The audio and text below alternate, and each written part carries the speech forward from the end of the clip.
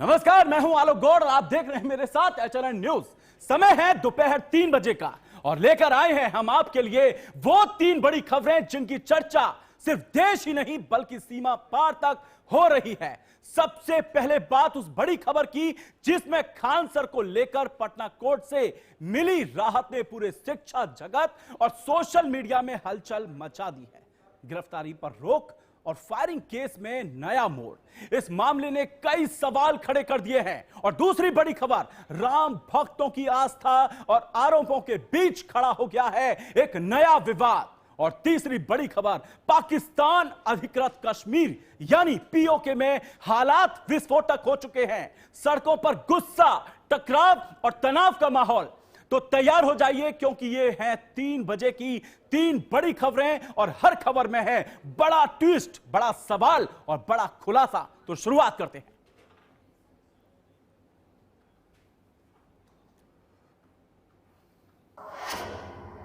आज की सबसे बड़ी खबर सीधे बिहार की राजधानी पटना से है, जहां कोचिंग विवाद, फायरिंग केस, एफआईआर, कानूनी लड़ाई और राजनीतिक बयानबाजी के बीच अब आया है ऐसा फैसला जिसने पूरे मामले को नई दिशा दे दी है। जी हां, खान सर वही खान सर जिनके करोड़ों छात्र हैं, वही खान सर जिनका नाम पिछले कई दिनों से विवादों के केंद्र में था। उन्हें पटना जिला कोर्ट से मिली है बड़ी राहत। जी हां, कोर्ट ने फिलहाल उनकी गिरफ्तारी पर रोक लगा दी है। जी हां, चर्चित शिक्षक और करोड़ों छात्रों के चहेते खान सर को कोर्ट से बड़ी राहत मिली है। लेकिन कहानी यहीं खत्म नहीं होती, क्योंकि सवाल अभी भी खड़े हैं। फायरिंग केस में आगे क्या होगा? जांच किस दिशा में बढ़ रही है? पटना जिला कोर्ट ने खान सर यानी फैजल खान, जिनको लोग खान सर के रूप में जानते हैं, उनकी गिरफ्तारी पर फिलहाल रोक लगा दी है, जिस मामले में पिछले कई दिनों से बिहार की राजनीति, शिक्षा जगत और सोशल मीडिया में जबरदस्त बहस चल रही थी। उस मामले में अब नया मोड़ आ गया है। आखिर क्या है पूरा मामला? कैसे शुरू हुआ घटना का कोचिंग वॉर? क्यों खान सर पर दर्ज हुई एफआईआर? क्यों हुई एफआईआर? कोर्ट के फैसले के बाद आगे क्या होगा? अगले 7 मिनट में आपको बताऊंगा पूरी इनसाइड स्टोरी, एक एक पल की खबर। सबसे पहले जानते पूरा घटनाक्रम क्या हुआ था। पटना के मसुल्लाहपुर हॉट इलाके में स्थित खान ग्लोबल स्टडीज के बाहर कुछ दिन पहले अचानक तनाव की स्थिति पैदा हो गई थी। आरोप है कि कोचिंग संस्थानों के बीच विवाद बढ़ा और देखते ही देखते मामला हिंसा तक पहुंच गया। घटना के दौरान फायरिंग हुई, एक सुरक्षा गार्ड घायल हुआ, इलाके में अफरा तफरी मच गई, छात्र सड़कों पर उतर आए, पुलिस की कई टीमें मौके पर पहुंची और देखते ही देखते यह मामला पूरे बिहार की सबसे बड़ी खबर बन गया। अब आया सबसे बड़ा ट्विस्ट। सबसे बड़ा ट्विस्ट यह है कि जांच के दौरान पुलिस ने खान सर का नाम भी एफआईआर में शामिल कर लिया। जी हां, आरोप लगाए गए कि फायरिंग की घटना में उनकी भूमिका की जांच की जानी चाहिए। उनकी भूमिका की जांच होनी चाहिए खान सर की। एफआईआर दर्ज होने के बाद गिरफ्तारी की चर्चा तेज होने लगी। सोशल मीडिया पर 2 खेमे बन गए। 2 खेमे सोशल मीडिया पर 2 खेमे बन गए। एक तरफ खान सर के समर्थक थे, तो दूसरी तरफ उनके विरोधी थे दूसरी तरफ। लेकिन खान सर लगातार कहते रहे कि यह उनके खिलाफ साजिश है। उनका दावा था कि कुछ विरोधी कोचिंग संस्थान उन्हें बदनाम करने की कोशिश कर रहे हैं। खान सर को बदनाम करने की कोशिश कर रहे हैं, उनकी छवि धूमिल करने की कोशिश कर रहे हैं। अब आते हैं आज की सबसे बड़ी खबर क्या है। जो आज हम जिस खबर की चर्चा कर रहे हैं वो ये है कि खान सर ने कोर्ट का दरवाजा खटखटा दिया है। खान सर ने कोर्ट का दरवाजा जो खटखटाया वो पहले ही था, लेकिन उन्होंने अग्रिम जमानत और कानूनी सुरक्षा की मांग की। पटना जिला कोर्ट में सुनवाई हुई और सुनवाई के बाद कोर्ट ने बड़ा फैसला सुनाते हुए कहा कि फिलहाल खान सर के खिलाफ कोई कठोर कार्रवाई नहीं की जाएगी। ये कोर्ट ने साफ कर दिया कि अभी खान सर के खिलाफ कोई भी कठोर कार्रवाई नहीं होगी। यानी उनकी गिरफ्तारी पर अभी फिलहाल रोक लगा दी है, यानी अभी गिरफ्तार वो नहीं हो सकेंगे। अभी पुलिस उन्हें गिरफ्तार नहीं कर सकती जब तक अगली सुनवाई नहीं होती। तब तक उन्हें अंतरिम राहत मिलेगी। यह फैसला सामने आते ही उनके समर्थकों में खुशी की लहर दौड़ गई। अब सवाल उठता है, और जाहिर भी है, सवाल यह है कि क्या खान सर पूरी तरह बरी हो गए हैं? जवाब है नहीं, अभी खान सर पूरी तरह बरी नहीं हुए हैं। कोर्ट ने केवल अंतरिम संरक्षण दिया है। मामले की जांच जारी रहेगी, पुलिस अपनी जांच करेगी, सबूत जुटाएगी, गवाहों के बयान लिए जाएंगे और उसके बाद आगे की कानूनी प्रक्रिया चलेगी। यानी लड़ाई अभी खत्म नहीं हुई। जो खान सर का जो विवाद है वो अभी खत्म नहीं होने वाला, वो आगे बढ़ेगा। लेकिन फिलहाल खान सर को बड़ी राहत जरूर मिल गई है। अब बात करते हैं छात्रों की। तो जैसे ही कोर्ट का फैसला सामने आया, सोशल मीडिया पर, जी हां, सोशल मीडिया पर खान सर ट्रेंड करने लगा। जो खान सर हैं वो ट्रेंड करने लगे सोशल मीडिया पर। हजारों छात्रों ने फैसले का स्वागत किया। कई छात्रों ने कहा कि उन्हें न्यायपालिका पर भरोसा था, जो भरोसा उनका कायम दिखाई दे रहा है। दूसरी तरफ कुछ लोग जांच पूरी होने तक इंतजार करने की बात कर रहे हैं। जो दूसरे खेमे के लोग हैं वो ये कह रहे हैं कि अभी जांच होनी है, अभी कार्रवाई होगी, उसका इंतजार करिए। यानी बहस अभी भी जारी है। राजनीतिक गलियारों में भी इस मामले की चर्चा तेज हो गई है, क्योंकि खान सर सिर्फ एक शिक्षक नहीं हैं, वे देश के सबसे प्रभावशाली एजुकेशनल कंटेंट क्रिएटर्स में से एक माने जाते हैं। करोड़ों छात्र उनके वीडियोस देखते हैं। जी हां, बिहार से लेकर देश भर में उनकी बड़ी फैन फॉलोइंग है। जी हां, उनकी बड़ी फैन फॉलोइंग है। इस वजह से यह मामला सिर्फ एक कानूनी केस नहीं, बल्कि राष्ट्रीय चर्चा का विषय बन गया है। अब सबसे बड़ा सवाल क्या खड़ा होता है? तो दर्शकों, सबसे बड़ा सवाल यह है कि आगे क्या होगा। देखिए, पुलिस जांच जारी है, वो जारी भी रहेगी। कोर्ट में अगली सुनवाई होगी, दोनों पक्ष अपने अपने सबूत पेश करेंगे। उसके बाद तय होगा कि मामले में आगे क्या कार्रवाई होगी। फिलहाल इतना जरूर कहा जा सकता है कि आज का दिन खान सर के लिए बड़ी राहत लेकर आया है। पटना का कोचिंग वॉर अब सिर्फ सड़क की लड़ाई नहीं रहा, यह कानूनी और राजनीतिक बहस का विषय बन चुका है। एक तरफ आरोप, दूसरी तरफ बचाव, बीच में कोर्ट, और सबसे ज्यादा नजरें टिकी हैं आने वाली सुनवाई पर। क्या खान सर को आगे भी राहत मिलेगी? क्या जांच में नए खुलासे होंगे? क्या इस विवाद के पीछे कोई बड़ी साजिश है? इन सभी सवालों के जवाब आने वाले दिनों में जरूर मिलने वाले हैं। लेकिन आने वाले समय पे क्या लगता है कि कोर्ट का फैसला क्या होगा, वो जनता इसका इंतजार कर रही है।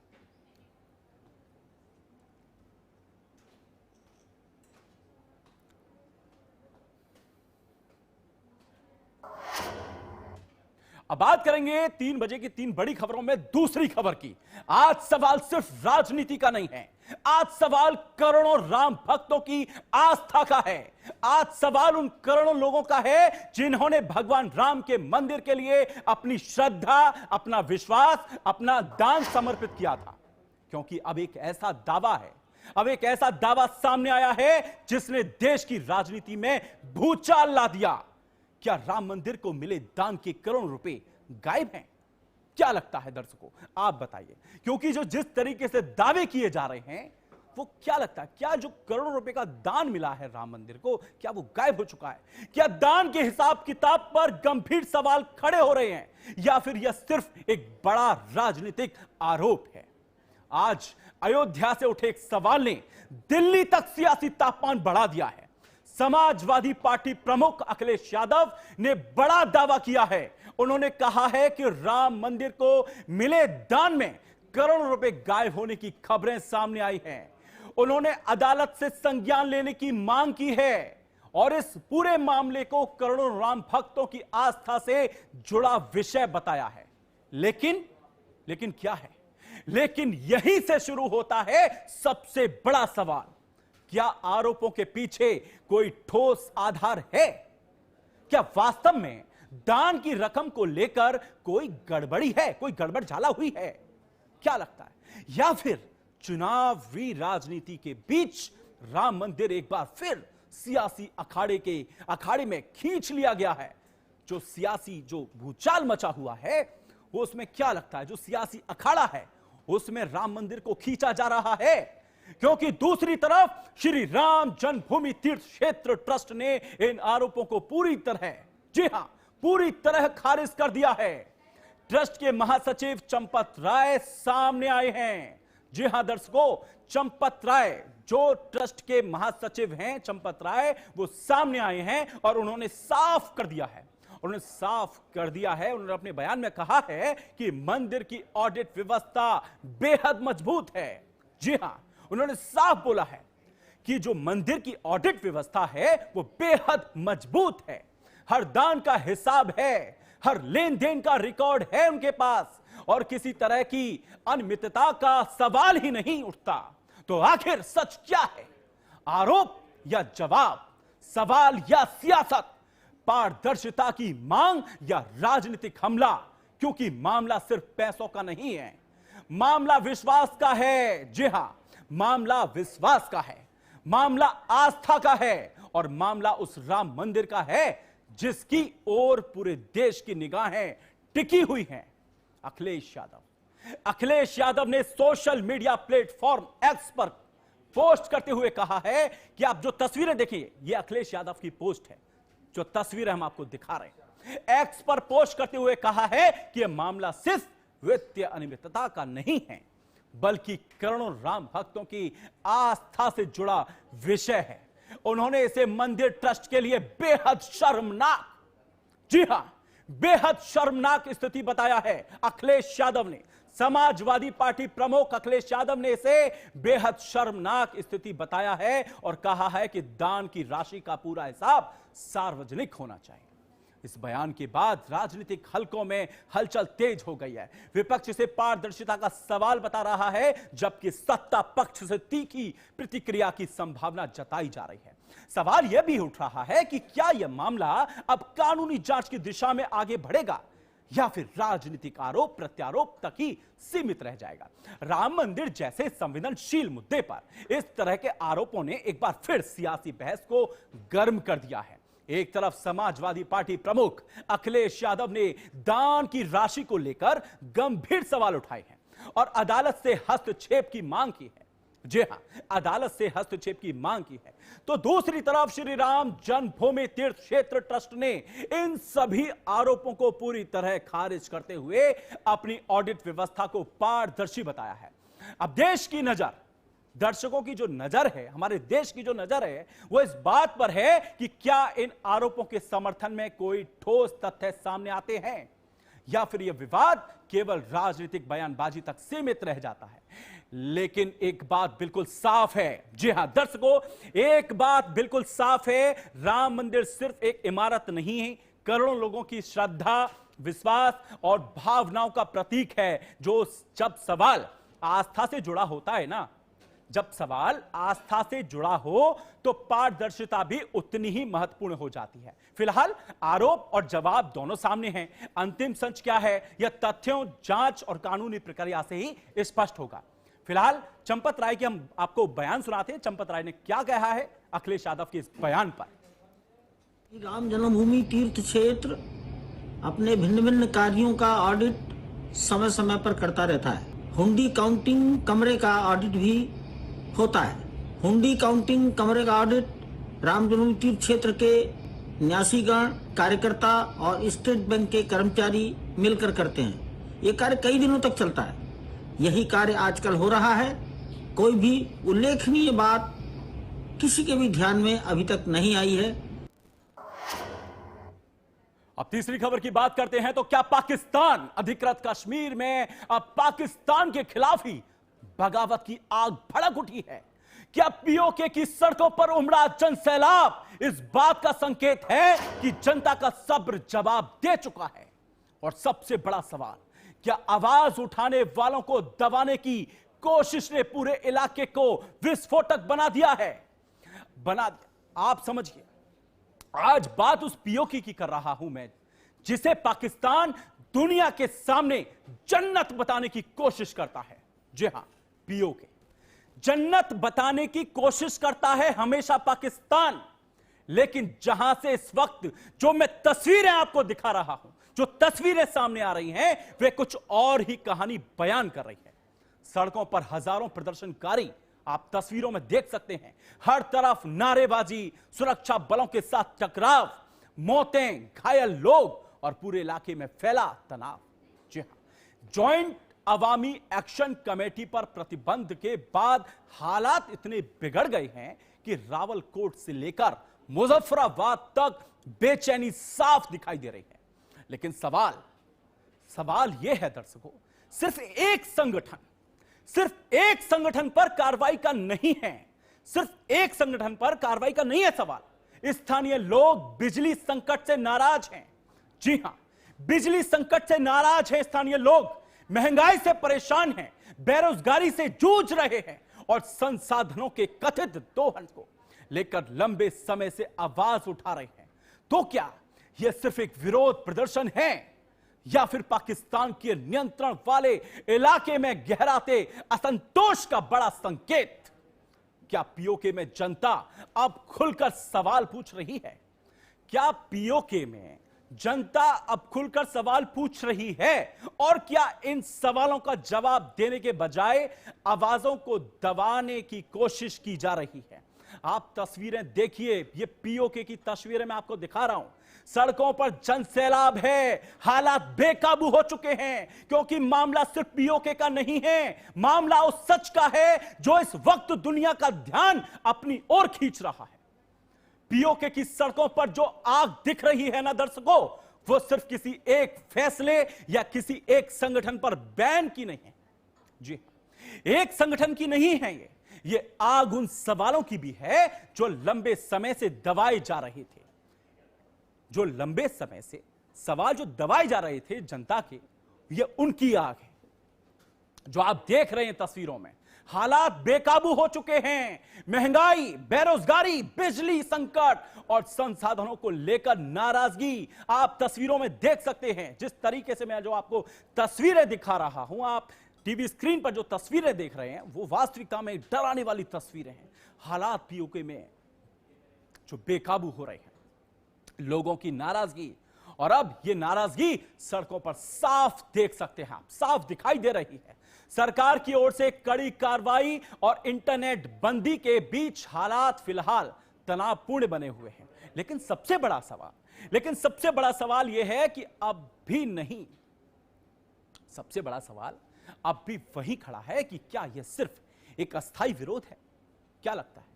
या फिर उस गहरे असंतोष की शुरुआत है जिसे अब रोका नहीं जा सकता? क्योंकि जो हालात है, जो तस्वीरें बयां कर रही हैं, जो ये तस्वीरें मैं आपको दिखा रहा हूं, वो साफ बयां कर रही हैं कि हालात सामान्य नहीं हैं। ये शुरुआत है। क्या लगता है? ये शुरुआत है जिसे अब रोका नहीं जा सकता, क्योंकि इतिहास गवाह है। जो इतिहास गवाह है, आपको पता होगा दर्शकों, इतिहास में जब जब जनता की आवाज दबाने की कोशिश हुई है, तब तब वो आवाज और ज्यादा तेज होकर सामने आई है। अब आगे क्या होगा? स्थिति काबू में आगे आएगी? स्थिति काबू में आएगी या और बिगड़ेगी? जो हालात अभी आपको दिख रहे हैं स्क्रीन पर, वो हालात सामान्य होने जा रहे हैं या फिर और बिगड़ने जा रहे हैं? इस पर पूरी दुनिया की नजर अभी बनी हुई है। क्या पीओके में जन आक्रोश विस्फोटक होगा?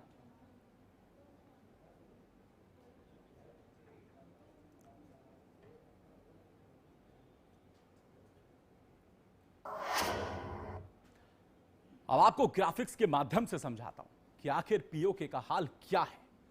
तो पाकिस्तान के खिलाफ पीओके में महासंग्राम छिड़ चुका है। पीओके में हालात बेकाबू हो चुके हैं। सड़कों पर उतरा जनता का गुस्सा, जो सड़कों पर जनता का गुस्सा, जो मैंने तस्वीरें आपको दिखाई थी, वो साफ जाहिर कर रही हैं जनता गुस्से में है, आक्रोशित है। जैस बैंड में के बाद रावलकोट में हिंसक झड़पें तेज हो चुकी हैं। ठीक है दर्शकों, पाकिस्तान के खिलाफ जो पीओके में महासंग्राम छिड़ चुका है, जिसमें 27 लोगों की मौत की खबरें सामने आ रही है, 70 लोग घायल बताए जा रहे हैं। प्रदर्शनकारियों और सुरक्षा बलों में टकराव सीधा देखा जा सकता है। तो तस्वीरें हम आपको दिखा रहे थे, अब आपको ग्राफिक्स के माध्यम से समझा रहे हैं। ये बिजली, बेरोजगारी और महंगाई इनका मुद्दा है जो वहां पर लोग प्रदर्शन कर रहे हैं। ये इंटरनेट और टेलीकॉम सेवाएं ठप हो चुकी हैं, लेकिन इनका मुद्दा सिर्फ यही है, बेरोजगारी है, महंगाई है। बढ़ती महंगाई को लेकर ये प्रदर्शन कर रहे हैं। मुजफ्फराबाद में भारी सुरक्षा तैनात कर दी गई है। पीओके को लेकर हालात और बिगड़ रहे हैं। जो पीओके में हालात हैं वो सामान्य नहीं दिख रहे, हालात लगातार बढ़ते जा रहे हैं, बिगड़ते जा रहे हैं।